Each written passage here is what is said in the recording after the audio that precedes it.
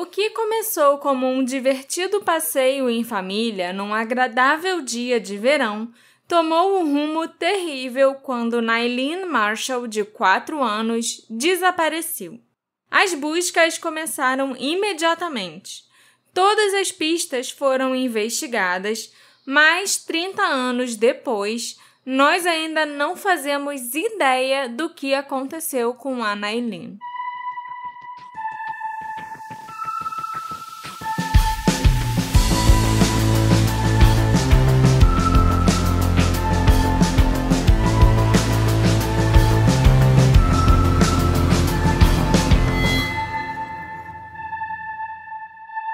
Olá, ouvintes queridos! Sejam bem-vindos ao novo episódio do Detetive do Sofá. Eu sou a Marcela, a host desse podcast, e o assunto de hoje é o desaparecimento de uma menininha de 4 anos, chamada Nayleen Marshall. E, como sempre, vocês sabem que casos envolvendo crianças, são mais delicados, então eu sempre tento ser mais cuidadosa na hora de escrever os roteiros. E o da Nayleen não vai ser diferente. Mas antes, Marcela, eu quero só contar para os nossos ouvintes que esse podcast não é nada sem o favorecimento daqueles deuses gregos que são os nossos apoiadores. Eles ajudam a manter esse podcast no ar. A gente acabou de ver Percy Jackson, por isso que eu tô com deuses gregos na cabeça. Eles mantêm esse podcast no ar com suas bênçãos. E se você quiser se tornar também um deus grego que abençoa esse podcast, você pode dar uma olhada lá no site da Aurelo. De novo, é muito importante, vocês não têm noção como ajuda esse programa a se manter e a crescer. Certo, Marcela? Certo. Agora sim, vamos começar a história da Nayleen. A Nayleen K. Briscoe nasceu em 18 de setembro de 78, filha da Nancy e do Bill Briscoe. Ela tinha um irmão mais velho chamado Nathan. E pouco depois da Nayleen nascer, os seus pais, Nancy e Bill, se divorciaram. E sua mãe se casou novamente com um homem chamado Kim Marshall. Ele adotou a Nayleen e o seu irmão mais velho, Nathan, que passaram a usar o sobrenome Marshall. 3 anos depois do casamento da Nancy e do Kim, eles deram as boas-vindas a outra filha chamada Noreen. Na época do desaparecimento da Nayleen, a família de 5 pessoas morava em Clancy, no estado de Montana. Segundo todos os relatos, eles eram uma feliz família americana mormon. No sábado, 25 de junho de 83, a família Marshall participou de um evento para operadores de rádio amadores numa área de piquenique nas montanhas de Elkhorn. O evento foi patrocinado pela Capital City Radio Club, do qual o Kim Marshall era membro. Era um dia de verão muito agradável e a pequena Nayleen estava com um grupo de crianças brincando de pegar sapos perto de um riacho raso próximo da área de piquenique. A Nayleen estava descalça e usava shorts e camiseta amarelos enquanto brincava com outras 2 crianças perto das represas de castores em Maupin Creek. O grupo de crianças também brincava nas ruínas de uma velha cabana.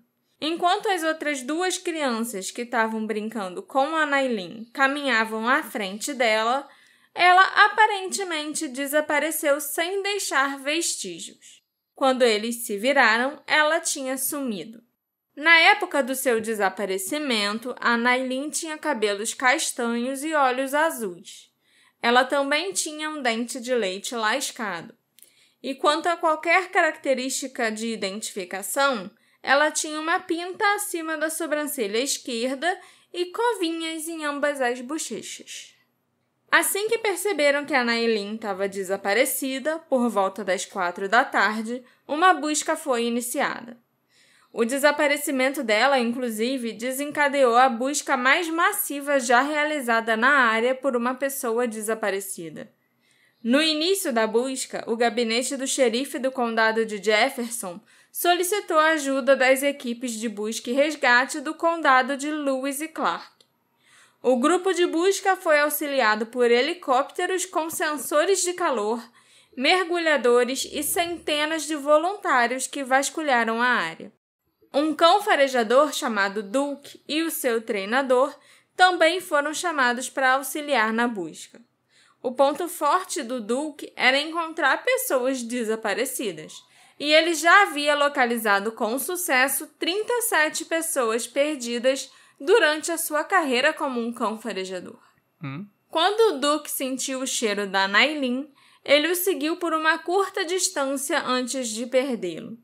Os investigadores vasculharam fundos de riachos, cumes de montanhas e até poços de minas. Eles drenaram represas de castores e rastejaram pela vegetação rasteira, apoiados nas mãos e nos joelhos. O terreno era acidentado e a floresta era muito densa. Como resultado, a busca não foi uma tarefa fácil. O clima, já sombrio, piorou ainda mais quando uma chuva torrencial atingiu a área, dificultando as buscas e potencialmente eliminando qualquer evidência que pudesse indicar o que aconteceu com a Nailin.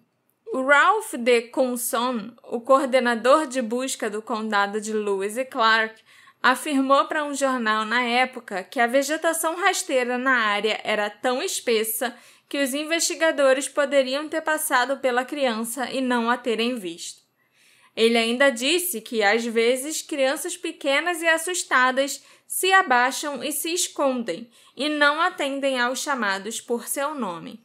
Infelizmente, as buscas foram canceladas após 10 dias, porque, de acordo com o xerife Tom Dawson, depois de consultar autoridades médicas de todo o país, foi tomada a decisão de encerrar a busca, já que as fortes chuvas e as baixas temperaturas tornariam a sobrevivência da Nailin praticamente impossível.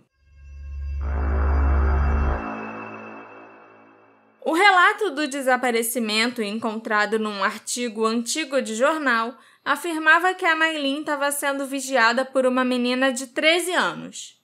Ela disse a Nailin para esperar em um local específico enquanto ela corria de volta às mesas de piquenique por um breve período. Enquanto a menina corria, a Nailin teria dito: "Meu irmão consegue correr mais rápido que você." A menina voltou alguns minutos depois e a Nailin havia sumido. Nos dias que se seguiram ao desaparecimento, foi noticiado no jornal que as autoridades afirmaram que qualquer possibilidade de crime ou sequestro havia sido descartada, porque a área era muito isolada e os participantes do evento eram, em sua maioria, amigos da família. Embora inicialmente se acreditasse que a Nailin poderia simplesmente ter se afastado e se perdido, alguns dias após seu desaparecimento, começaram a suspeitar que ela poderia ter sido sequestrada. Enquanto os investigadores ainda vasculhavam a floresta, uma criança se aproximou e disse que um homem estranho havia saído de trás de uma árvore a poucos metros de Nailin, momentos antes dela desaparecer. No dia seguinte, outra criança se apresentou e fez o mesmo relato.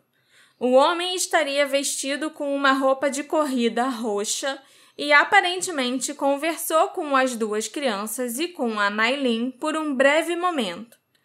Uma das crianças, a primeira, que deu o relato, disse que ignorou esse homem e continuou andando, enquanto a segunda criança disse que ficou com medo e fugiu.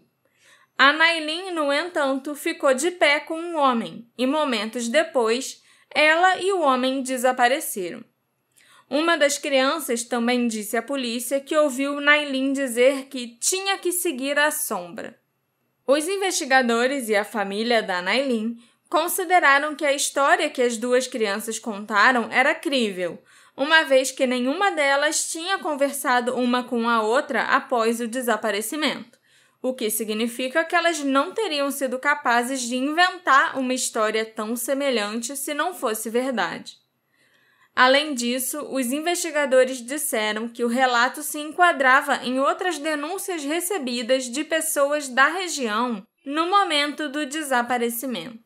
Mas, infelizmente, quando a polícia começou a investigar o desaparecimento da Anailyn como um sequestro, milhares de pessoas já haviam andado pela floresta procurando por ela, pisoteando possíveis evidências, e, claro, um temporal já tinha caído que também ajuda a lavar as evidências da área. Numa dessa, talvez até o sequestrador deve ter ajudado nessas buscas aí. Bem comum isso acontecer em outros casos. É claro que, com o cancelamento das buscas, a Nancy e o Kim Marshall ainda procuravam desesperadamente pela filha. Eles estavam fazendo tudo o que podiam para encontrá-la e para divulgar o seu nome ao público. Eles até criaram brevemente uma empresa sem fins lucrativos de buscas de cães farejadores chamada Big Sky Rescue Dogs, que treinava cães para procurarem o cheiro humano. Esse tipo específico de cão treinado, para essa finalidade, era raro na época e só havia um na região, o Duke, para tentar rastrear o cheiro da Anailyn. 9 meses após o desaparecimento dela, os Marshall também trouxeram o Dr. John Watkins para hipnotizar 7 pessoas que estavam próximas de Anailyn quando ela desapareceu. Eles conseguiram criar um retrato falado a partir de algumas lembranças dessas pessoas. Dizem, inclusive, que o esboço criado lembrava um homem procurado por abuso sexual infantil e furto em outros estados, mas nenhuma outra informação foi dada a respeito. Na verdade, eu acabei descobrindo depois que esse retrato falado lembrava várias pessoas, vários personagens desagradáveis procurados por vários crimes na região, incluindo aí um homem procurado em conexão com uma rede de pornografia infantil e um homem procurado em conexão com o sequestro e assassinato de uma outra criança. 4 meses após o desaparecimento da Anailyn, o filme Adam, que contava sobre o sequestro e assassinato de Adam Walsh, foi ao ar em rede nacional. Eu conheço essa história. Provavelmente. É um caso bem famoso. O pai do Adam se chama John Walsh e ele tem um programa no Investigação Discovery hoje em dia, que é para tentar encontrar pessoas desaparecidas. Porque não é estranho esse nome. A história do Adam é bem trágica, assim. Eu nunca contei aqui porque é solucionado, então. Uhum. Após o filme, 55 fotos de crianças desaparecidas foram exibidas na tela. A foto da Anailyn era uma delas. Mas nenhuma dica substancial foi dada a respeito da Anailyn. Mas a Child Finds of America imprimiu e distribuiu pôsteres de desaparecida dela na esperança de que alguém a tivesse visto. Nas semanas e meses seguintes, o rosto da Anailyn foi estampado em outdoors, caixas de leite e sacolas de supermercados por todo o país. Além disso, milhares de panfletos contendo uma fotografia da Anailyn junto com a sua descrição foram distribuídos em lojas de departamento e áreas comerciais. Vindo de uma família muito unida, os irmãos da Anailyn acharam particularmente difícil se adaptar à vida sem a irmã. "Mãe, o meu coração parece querer chorar", disse o seu irmão de 6 anos, Nathan, cerca de 1 mês após o desaparecimento da Anailyn. Mais tarde, a Nancy se lembrou de uma tarde em que ela olhou pela janela da cozinha e viu o Nathan empurrando um balanço vazio, antes de deixar os braços caírem para o lado com uma expressão triste no rosto. Tadinho. Ela disse que depois ele foi até o triciclo da Anailyn, tocou levemente no assento e voltou para dentro de casa. "Sinto muita falta da Anailyn", disse ele à mãe. "Eu realmente a amo e quero brincar com ela. Você acha que algum dia a encontraremos?" Meu Deus. A outra irmã da Anailyn, a Noreen, tinha apenas 2 aninhos quando a irmã mais velha desapareceu. A Nancy disse que quando a Anailyn desapareceu, a Noreen não conseguia dormir nem comer. Antes da Anailyn desaparecer, as 2 irmãs adoravam brincar juntas com as suas bonecas no quarto. Mas a Noreen se recusou a brincar de boneca por mais de 1 ano após o desaparecimento da irmã. Nossa, eu achei que a de 2 anos não ia sentir tanto, né? Pois é. O caso esfriou até 1985, quando um telefonema foi feito para o Centro Nacional de Crianças Desaparecidas e Exploradas de um homem não identificado que afirmava ter sequestrado a Nailin. Eles conseguiram rastrear as ligações feitas pelo homem até uma cabine telefônica em Madison, no Wisconsin. Pouco depois, uma carta foi enviada às autoridades com o selo também de Madison, de alguém alegando ter sequestrado uma garota chamada Kay. A carta incluía detalhes sobre o sequestro da Nailin que não haviam sido divulgados ao público, mas até hoje as autoridades não revelaram que detalhes, que informações eram essas. Na mesma época, os pais da Nailin receberam telefonemas de cabines públicas de Madison, no Wisconsin, provavelmente do mesmo homem. Houve cerca de 3 ligações feitas de Madison, segundo o agente especial Kent Miller, do escritório do FBI em Madison. A última comunicação feita pelo homem ocorreu em junho de 86, quando ele enviou uma carta diretamente para Nancy e para o Kim. Novamente, a carta veio de Madison, no Wisconsin. O autor anônimo provavelmente deu uma pista sobre a sua identidade, mencionando que havia perdido os pais e a irmã de 9 anos num acidente de carro anos antes. Eu vou ler para vocês 3 trechos dessas cartas que foram divulgados ao público, mas eu preciso avisar que num desses trechos há uma frase bem gráfica e um pouco perturbadora, tá? É o terceiro trecho? É qual trecho? É o terceiro trecho. O primeiro trecho da carta, que foi divulgado pelo Unsolved Mysteries, diz o seguinte: Peguei Kay na estrada na área do Parque Elkhorn, entre Helena e Boulder. Ela estava chorando e assustada, e enquanto eu a segurava, ela tremia, e eu decidi que iria ficar com ela e amá-la. Levei-a para casa comigo. Tenho uma boa renda vinda de investimentos e posso trabalhar em casa, então cuido dela o tempo todo. Dou aulas para ela em casa e ela gosta de ir comigo quando viaja. Seu cabelo está curto e cacheado agora, e ela realmente cresceu. Ela tem cerca de 1,14 m de altura e pesa cerca de 23 quilos. Ela tem todos os 4 incisivos superiores permanentes e 2 incisivos inferiores nesse momento. Ela toma banho e escova os dentes todos os dias. Ela come bem. Sua refeição favorita é pizza com cherry coke. Ok. O segundo trecho de uma dessas cartas diz o seguinte: Ela contaria com prazer sobre viagens a São Francisco, Nova York, Oklahoma, Nova Orleans, Nashville, Chicago, Porto Rico e Canadá. Estivemos na Grã-Bretanha por 1 mês no ano passado e ela adorou. Ninguém se importa ou questiona passaportes. E o terceiro trecho diz o seguinte: Eu dou remédio para ela no banheiro todas as manhãs. Na verdade, é 1 colher do meu sêmen. Isso não a afeta fisicamente. Eu nunca a molestei de nenhuma outra forma. Ela é uma menina doce e é por causa do quanto aprendi a amá-la que eu percebo o quanto a sua família deve sentir falta dela. Mas ela se ajustou e parece feliz. Ela confia em mim e não tem medo. Brincamos muito e ela ri quando fazemos palhaçadas. Ela sorri e age timidamente quando eu a provoco. Ela ri quando nos aconchegamos e às vezes me abraça sem motivo aparente. Eu a amo e a tenho. Eu simplesmente não posso deixá-la ir. Caralho.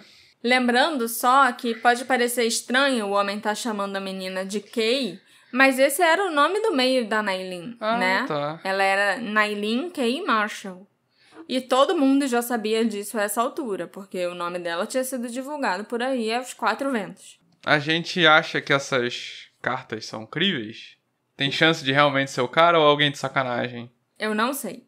A polícia nunca falou sobre essas cartas, abertamente. Eles nunca divulgaram as cartas na íntegra, eles só divulgaram esses trechos durante a exibição do Unsolved Mysteries sobre esse caso.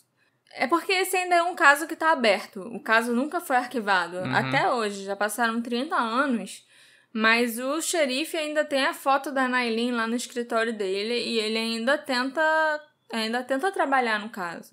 Então esse ainda é um caso aberto. Então a polícia não fala nada a respeito. Não falou nada sobre se eles acreditam que a carta é real ou não, que o homem realmente pode ter sequestrado a Nailin ou não, sabe? A gente vai ter que teorizar sobre isso. Eu gostaria de achar, sei lá, que essa carta é meio fake, sabe?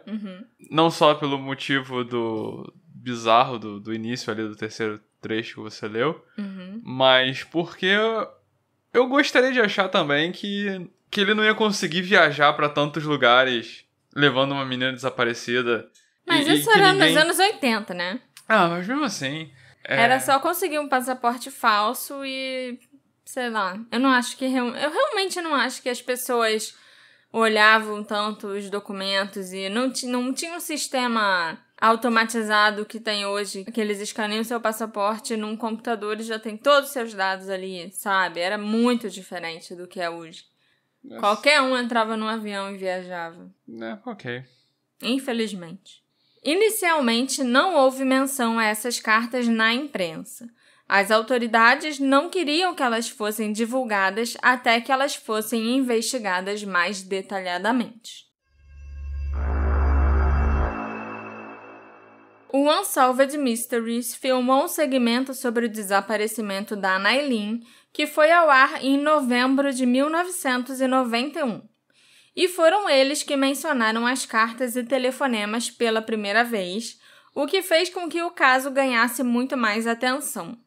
Algumas coisas positivas aconteceram como resultado da transmissão do programa, mas a localização da Nailin, infelizmente, não foi uma delas.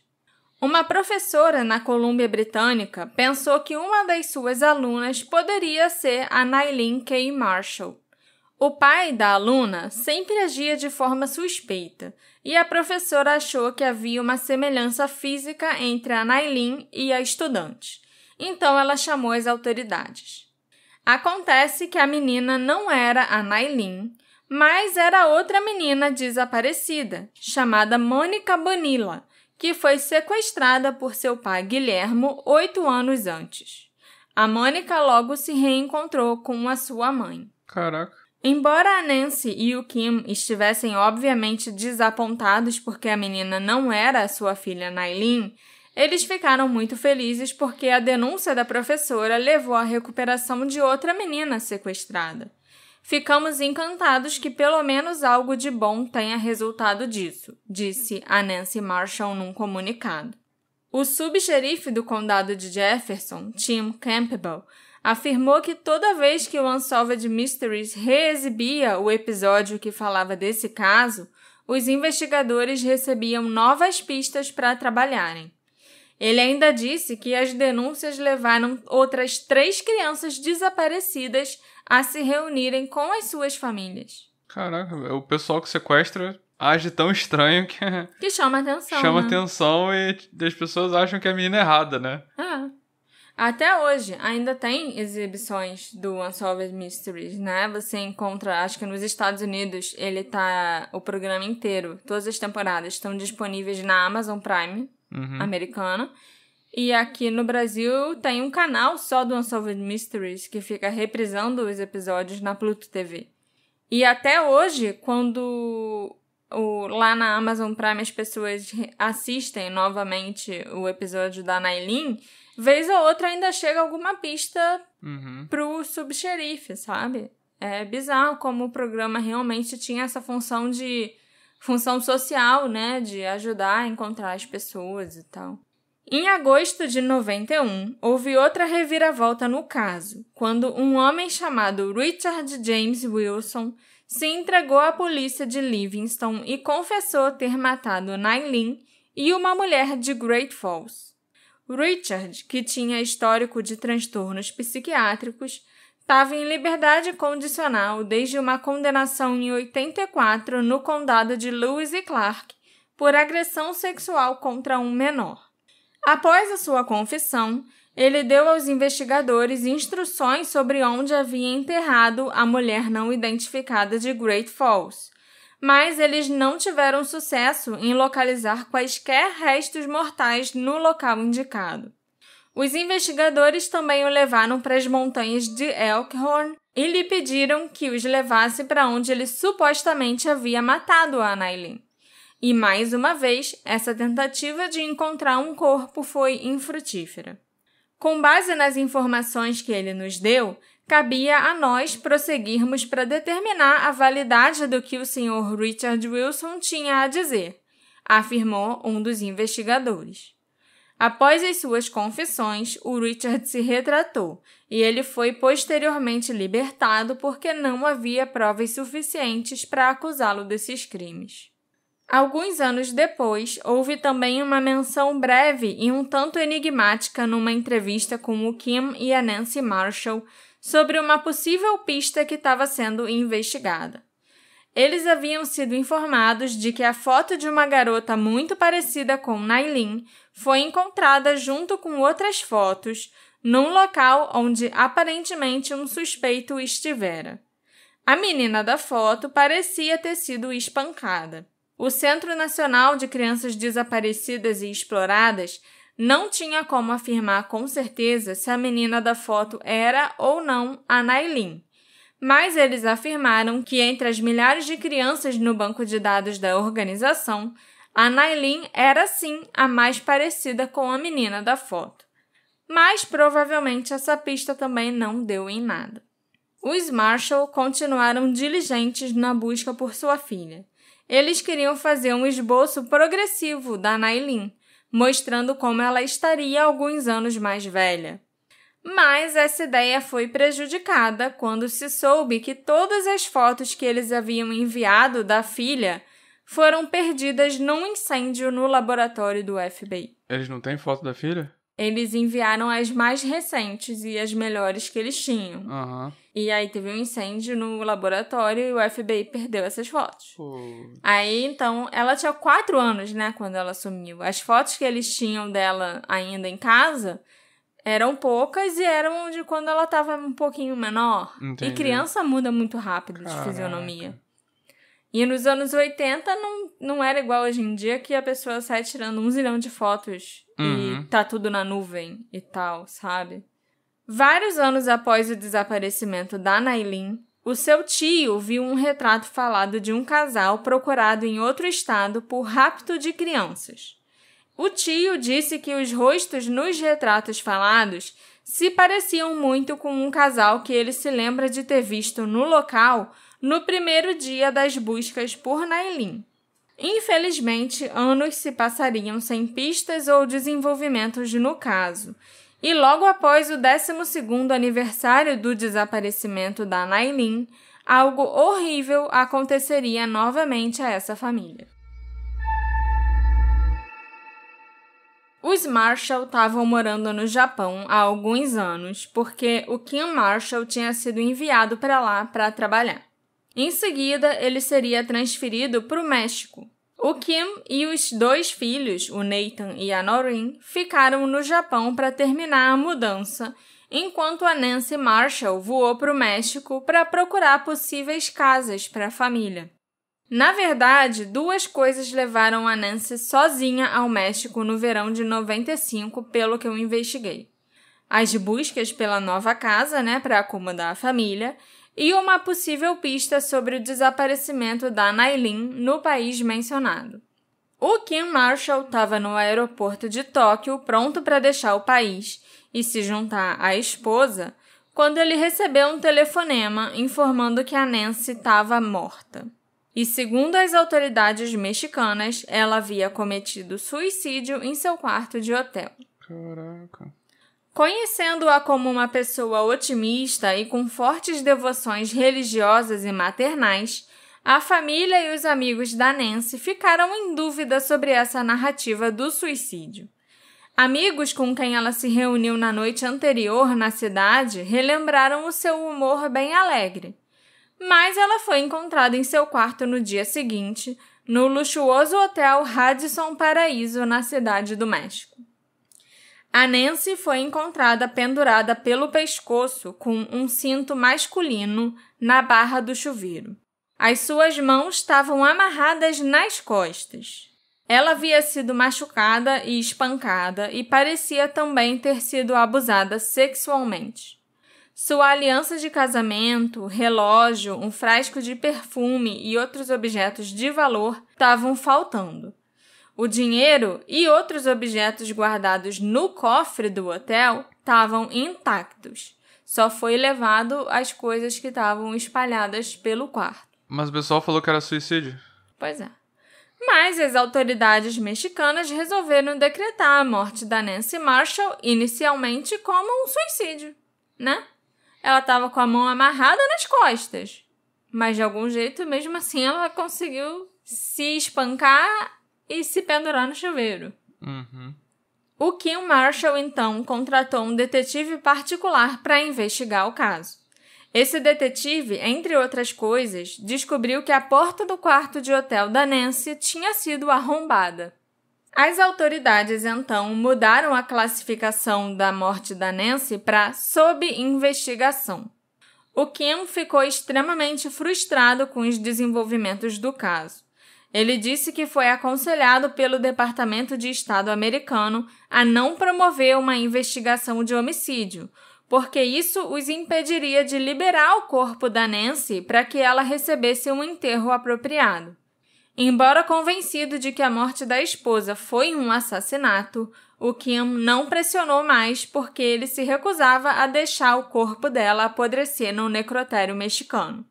O corpo da Nancy, então, foi entregue à família e ela foi enterrada no Texas. Disse que, até o dia da sua morte, ela acreditou que a filha ainda estava viva e um dia seria encontrada.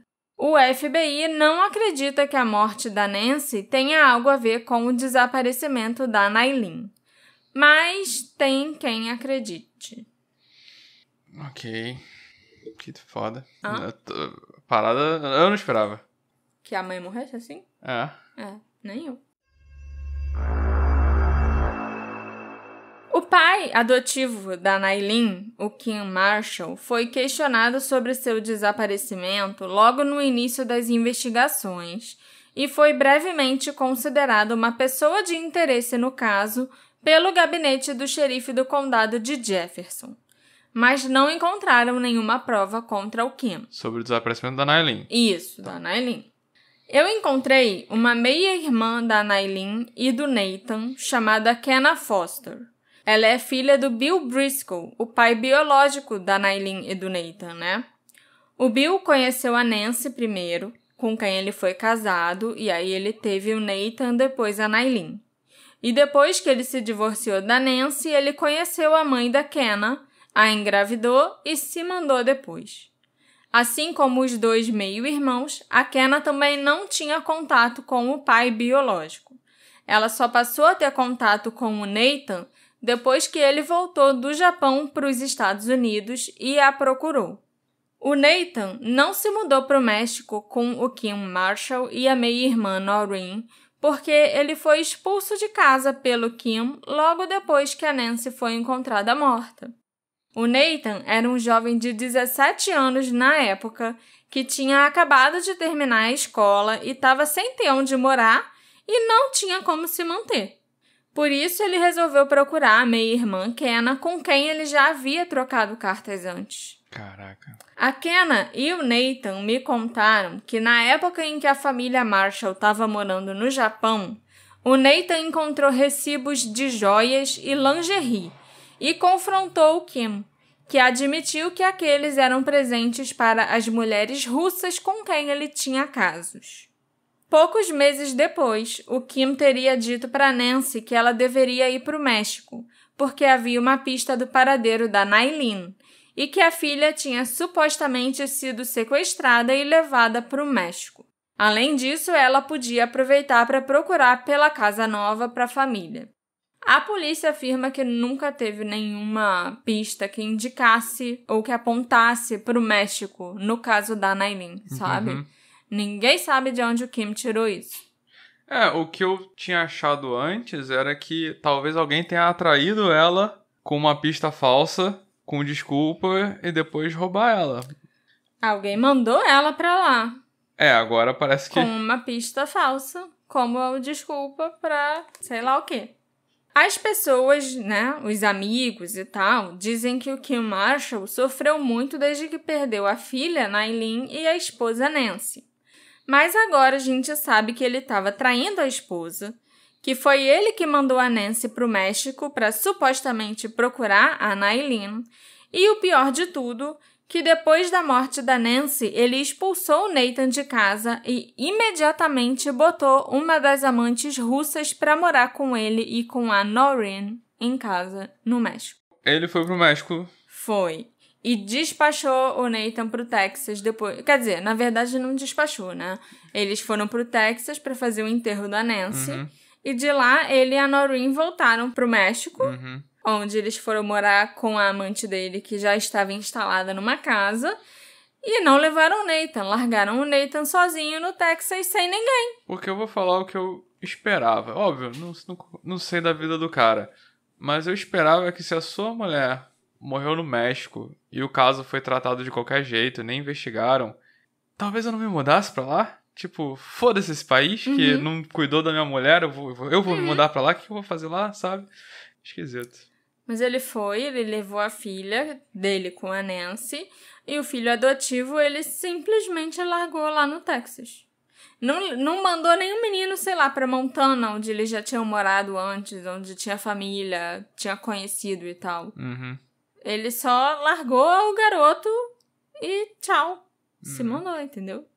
A Kenna e o Nathan acreditam fortemente que foi o Kim quem mandou assassinar a Nancy no México. As autoridades mexicanas não permitiram que os Estados Unidos tomassem conta do caso, e o próprio Kim, apesar de ter contratado um detetive particular, logo desistiu de descobrir a verdade e conseguiu a liberação do corpo da Nancy para enterrá-la. Os dois meio-irmãos ainda têm outra preocupação referente ao Kim Marshall. E se ele fosse um predador que conheceu a Nancy sozinha com 2 crianças pequenas para cuidar? O Nathan não chega tão longe a ponto de achar que o Kim poderia estar abusando da Nailin quando eles eram crianças, porque ele não era um pai tão ruim assim para eles, sabe? Mas a Kenna acha que essa poderia ser uma possibilidade. E a outra possibilidade é que os investigadores poderiam estar corretos lá no início das investigações e o Kim poderia, sim, ser o responsável pelo desaparecimento da Nailin. Vocês podem estar se perguntando como o Kim poderia ter sequestrado a própria filha, né? Ali no piquenique, como ele poderia ter tido tempo ou como ele não foi reconhecido por nenhuma das outras crianças.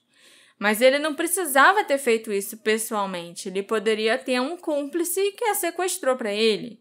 Vale ressaltar que o Kim Marshall era membro do clube de rádio amadores que estava se reunindo na floresta naquele dia. Eu não sei por que a reunião foi realizada numa floresta, mas se o Kim tivesse envolvido na organização do evento, é possível argumentar que ele teve a oportunidade de planejar o desaparecimento antecipadamente. Eu vou te falar que antes desse caso sair completamente dos trilhos que eu achava que iria, eu ia comentar que, é estranho, né? Um encontro de pessoas que trabalham com radioamadores. Eu acho que na época dos anos 80, isso é o mais próximo de um encontro, de um orcontro, né? De pessoas anônimas se conhecendo, pessoas que não precisam usar o nome verdadeiro, se conhecem mais ou menos, e provavelmente alguém dali deveria ter levado, e que a polícia foi muito boba em descartar essa possibilidade logo de cara, porque acho que você falou aqui, todo mundo era amigo, não tinha porquê, entendeu? Eu achei muito esquisito, mas como eu falei, o caso foi pra um lado que eu não tinha como antecipar. Mas voltamos pro fato de que uma reunião de pessoas de rádio amador... Sim. Eu não sei que preconceito que eu tenho contra pessoas de rádio amador, mas como eu falei... Por que eles iam pra floresta, né? É isso, é um grupo de pessoas que se conhecem sem ser pessoalmente... Talvez anonimamente. Ou até se conhecem pessoalmente, mas não são amigos, sabe? Não se conhecem tão bem assim. Entendeu? Nessa época do desaparecimento, a Nancy era quem sustentava a casa trabalhando como garçonete. O Kim, ele tava fazendo faculdade... Eu não sei se era faculdade ou se era tipo um curso técnico de engenharia eletrônica. Então ele gostava de mexer com rádio, com essas coisas, entendeu? Mas assim, ele era o cara do rádio, ele era sei lá, quem tava organizando tudo, mas quem era a provedora da casa era a Nancy. E aí depois que ele se formou, ganhou um emprego no Japão, tava ganhando um trocado, e aí ia ficar caro se divorciar. Podemos dizer que é uma possibilidade, sim. Porque é meio clássico, ainda mais quando o enteado dele, né, o filho adotivo dele, o Nathan, descobriu que ele tava gastando uma grana dando joia e lingerie cara pras amantes russas dele. Aí você não vai querer que ele conte pra mãe, que a mãe se divorcie e que, sei lá... A Kenna e o Nathan realmente acreditam que o Kim Marshall é o responsável pelo menos pela morte da Nancy. E a Kenna também acha que ele pode ser o responsável pelo desaparecimento da Nailin também, seguido de abuso sexual e assassinato. Ela também tem uma pessoa em mente que ela acredita ser o cúmplice do Kim nesse sequestro, mas ela não revelou o nome desse cara. Ela acha que as cartas foram escritas por esse cúmplice para despistar os investigadores e a família. Seria muito bom saber se a polícia ainda tem essas cartas e os envelopes originais para tentar coletar DNA ou digitais desse material e comparar com o DNA e as digitais desse possível cúmplice e até do próprio Kim. Mas nós não sabemos se esse material ainda está disponível. A Kenna também se pergunta se seria possível que o Kim tivesse simplesmente vendido a Nailin depois de sequestrá-la. Se ele já estivesse traindo a Nancy há muitos anos, desde quando a Nailin sumiu, ele poderia muito bem estar precisando de dinheiro para dar presentes caros para as amantes. Ou para qualquer outra coisa, já que ele não ganhava dinheiro ainda, quem provia era a Nancy. Então ele poderia ter vendido a menina para pagar pelos presentes ou pelas coisas que ele quisesse adquirir. A Kenna acha que é uma possibilidade muito real que o Kim tenha vendido a Nailin. Houve outro possível desenvolvimento no caso que aconteceu 15 anos após o desaparecimento da Nailin e que deu à sua família um lampejo de esperança de que ela tivesse sido encontrada viva e bem. Uma enfermeira de um hospital de Nova Orleans contatou a polícia depois de assistir uma reprise do Unsolved Mysteries para informá-los sobre um estranho incidente ocorrido 2 anos antes. A enfermeira contou-lhes que uma mulher chamada Helena, que tinha cerca de 19 anos e estava prestes a dar à luz, e um homem não identificado, tinham ido ao hospital para tentar internar a Helena para fazer o parto. Porém, quando a equipe do hospital começou a fazer perguntas sobre suas identidades e histórico médico, o casal começou a agir de forma muito peculiar e rapidamente deixou o hospital. Depois de fornecer ao FBI informações sobre a tal Helena, ela foi rastreada em Oklahoma City. A Helena disse que se lembrava muito pouco da sua infância, mas achava que a sua mãe poderia se chamar Nailin. Ela concordou em fazer uma coleta de sangue para fazerem um teste de DNA. O problema era que a essa altura a Nancy já tinha morrido e o Kim Marshall não era o pai biológico da Nailin. Eles podiam testar o Nathan, que era irmão dela por parte de pai e mãe, mas o ideal seria encontrar o pai biológico da Nailin para fornecer o material genético. E depois de muito esforço, o FBI encontrou o Bill Brosco e coletou o seu DNA. Mas, infelizmente, a Helena foi descartada como sendo a Nailin. O DNA não correspondia com o do Bill Brosco. Peraí, a Helena falou que a mãe poderia se chamar Nailin. Ela não se lembrava da infância, ela se lembrava do nome Nailin, que ela achava que podia ser da mãe dela. Tá. Entendeu? Entendi. É nesse sentido. E o FBI até tinha o DNA da Nancy com eles ainda armazenado. Logo depois do desaparecimento da Nailin, eles coletaram o DNA da Nancy. Mas já estava um material muito degradado. Eu acho que talvez até por causa do incêndio que aconteceu no laboratório do FBI.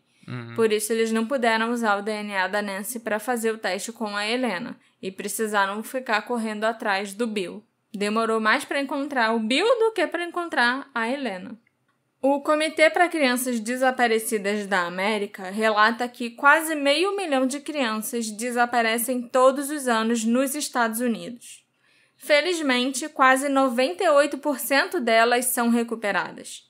Fugitivos adolescentes, sequestros de pais sem custódia e sequestros por outros parentes constituem a grande maioria dos desaparecimentos de crianças e, felizmente, a maioria retorna em segurança para as suas casas.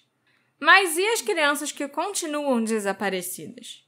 Algumas são eventualmente encontradas vivas, vivendo com os seus sequestradores, como foi o caso da Elizabeth Smart. No entanto, quanto mais tempo passa após o desaparecimento de uma criança, menores são as probabilidades que ela seja recuperada em segurança. Quando eu assisti esse caso no Unsolved Mysteries, definitivamente parecia que era um caso de sequestro por um estranho, sabe? Por causa da maneira como a história foi relatada no programa. Mas, quanto mais eu me aprofundo nesse assunto, eu não tenho certeza, de que a Nayleen realmente foi sequestrada, e 2, se ela foi sequestrada, com certeza não foi por um estranho, um completo estranho, sabe? Ela foi vista pela última vez perto de uma área densamente arborizada nas montanhas. E o tal homem estranho na área não foi visto por muitas pessoas, apenas por algumas crianças, 2 crianças especificamente, que não o reconheceram. Eu acho que se houvesse um homem estranho espreitando pela área, muitas das pessoas no piquenique se lembrariam de tê-lo visto. Um homem estranho vestido roxo. Não era nem uma roupa camuflada. Roupa branca, roupa bege. O cara tava de roxo na floresta. As buscas pela Nayleen foram extensas, mas o chefe dessas buscas chegou a dizer que, com a espessura do mato, alguém poderia ter passado por ela e não a ter visto. Se os relatos sobre a garota que estava tomando conta da Nayleen se afastando por alguns minutos estiverem corretos, é possível que a Nayleen tenha decidido começar a explorar e rapidamente se perdeu nas montanhas. Talvez ela tenha morrido pela exposição ou pelo ataque de algum animal. Eu também acho um pouco difícil levar aquelas cartas e telefonemas anônimos a sério. Houve apenas relatos vagos na mídia, eu não vi nada vindo diretamente das autoridades policiais, de que o homem mencionou coisas na carta que o público não sabia. As coisas que ele disse sobre a Nayleen pareciam ser muito específicas, sabe? A altura dela, o peso, os dentes permanentes que ela já tinha. Mas elas não podiam ser verificadas, porque ninguém via a Nayleen há pelo menos 2 anos e meio. E mesmo que a Nayleen tenha sido sequestrada, a gente não pode acreditar no conteúdo dessas cartas. Quantos predadores de crianças vão perseguir um piquenique privado e levar uma criança pequena para tratar ela com bondade e amor e criar como se fosse filho? Eu acho que eu nunca vi isso acontecer, sabe? Até existe uma chance, embora pequena na minha opinião, de que o autor da carta a tenha sequestrado sim e talvez a assassinado. E essas cartas são uma tentativa de aliviar a sua consciência, dando aos pais dela a esperança de que ela esteja viva e bem. Eu acho também que é muito possível que seja apenas uma farsa cruel e, infelizmente, nós ouvimos falar desse tipo de coisa o tempo todo, né? Uhum. O que você acha? Eu ainda acho que alguém sequestrou ela. Mas eu não acho que foi um estranho que tava... De roxo. Não, ele tava de roxo, aparentemente. Mas não foi um estranho que tava à espreita esperando uma criança dar bobeira. Eu acho que alguém que viu uma oportunidade... Alguém que tava no encontro. Sim, viu o momento em que uma criança tava sozinha e aproveitou. Como eu falei mais cedo, eu não acho que eu acredito nas cartas. Eu também não. Como eu falei, eu acho que o lance de foi pra Inglaterra, foi pra Porto Rico, ele foi pra muitos lugares que eu acho que alguém teria reconhecido. Você mesmo leu vários exemplos de pessoas que viram o Unsolved Mysteries e estão ligando até hoje. Todas erraram, sabe? Mas assim, 4 crianças voltaram para suas famílias e foram encontradas, né? Achando que era Nayleen. Então assim, Tem pessoas aí falsamente reconhecendo a Nailin. Se a pessoa estivesse andando com ela pra cima e pra baixo, acho que alguém ia reconhecer a Nailin de verdade. Sim. Entendeu? Então, de novo, as cartas eu acho que é só de sacanagem. Alguém escreveu de sacanagem. E pra chocar e pra maltratar. E isso mesmo. Não sei se eu acho que o pai teria algo a ver com isso. O padrasto, o pai adotivo, sei lá. Pai adotivo. Porque... sei lá, era um outro momento da vida deles e fiquei com a impressão que a tal irmã, a minha irmã, realmente só odeia... exagerou, sabe? E pra ela é conveniente odiar tanto o cara, e pro Nathan também é conveniente odiar tanto o cara, e eu entendo por quê, e botar a culpa deles em tudo. Mas que ele tem culpa na história da mãe... eu também, tem, isso ele tem. Tem pra caramba, sabe?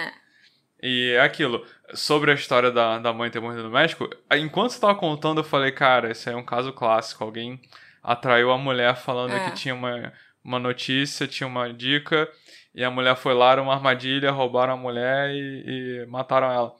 E na minha cabeça eu ainda tava completando. Nunca que eu ia me mudar pro México, agora que isso aconteceu com a minha esposa.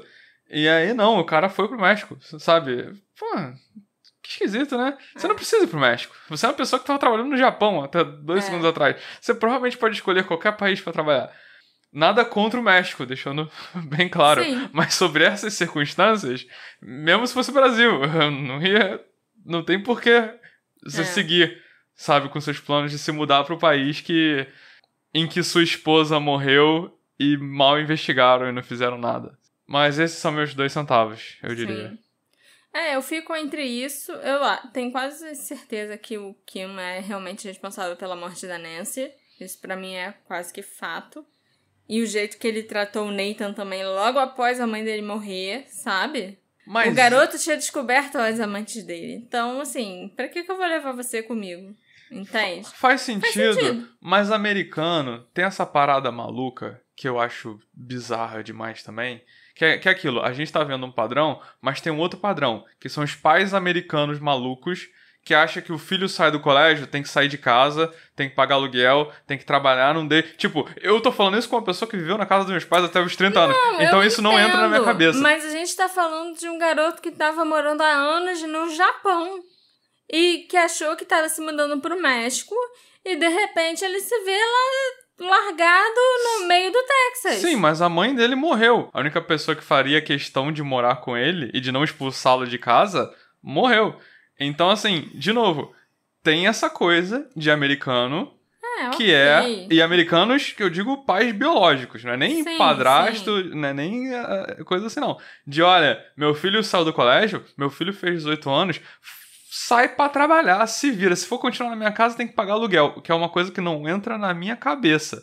Entendeu? Não, eu sei. Mas é sacanagem. Nesse caso, quando você olha as circunstâncias que o garoto foi deixado, é sacanagem. Eu acho sacanagem o exemplo que eu dei. Isso aí é 7 vezes mais sacanagem. Entendeu? Mas eu já acho que pode ser isso e pode ser só essa outra parada que é super normal. Sobre a Nailin, eu fico entre... ela foi levada por alguém que tava ali no piquenique e ela, tipo, deram mole e a pessoa levou a menina. Ou que ela realmente se perdeu nas montanhas e nunca foi encontrada. Mas com todas as buscas e tudo que fizeram pra tentar encontrar ela naqueles 10 dias, eu não sei. Em todos os anos que se passaram Pois também. Não parece um fragmento de osso. Mas... eu não sei. Acho que não. Eu acho que não. Eu acho que o sequestro é um pouco mais provável. Se a Nailin Marshall só queria explorar e se perdeu nas montanhas para nunca mais ser encontrada, ela é parte de uma estatística muito triste. Tragicamente, algo que aconteceu muitas vezes ao longo dos anos com outras pessoas antes, né? Se ela foi sequestrada por um homem estranho, por um homem que estava naquele piquenique, naquele dia, e criada como se fosse sua, ao mesmo tempo abusando sexualmente dela, conforme é mencionado na carta, e relatando todos os detalhes da sua nova vida aos pais, para mim isso é a definição de sadismo. Mas eu acho que ela foi só levada por alguém, talvez abusada sexualmente ou não, e foi morta pouco tempo depois. Eu não acho que ela viveu muito tempo depois do desaparecimento dela, não. Parece que sem encontrar a Nailin, agora adulta, com, sei lá, uns mais de 40 anos, nós nunca saberemos o que aconteceu naquele dia. Não importa como aconteceu, a verdade é que uma linda menina de 4 anos desapareceu. O Kim Marshall é citado dizendo sobre sua filha: ela era mais do que uma boa criança, ela era angelical. Ela era realmente a criança mais doce e simpática que você poderia imaginar. E parece que a Nailin permanecerá para sempre uma doce criança de 4 anos, pelo menos na mente de todo mundo que conheceu ou que ouviu falar dela.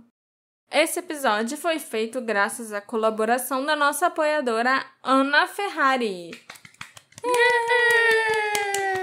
Muito obrigada, Ana, por apoiar esse podcast. É graças a pessoas incríveis como você que eu consigo trazer um episódio novo a cada semana e contar esses casos que vocês provavelmente não conhecem, né? Eu gosto sempre de trazer casos mais obscuros, mais desconhecidos e tal.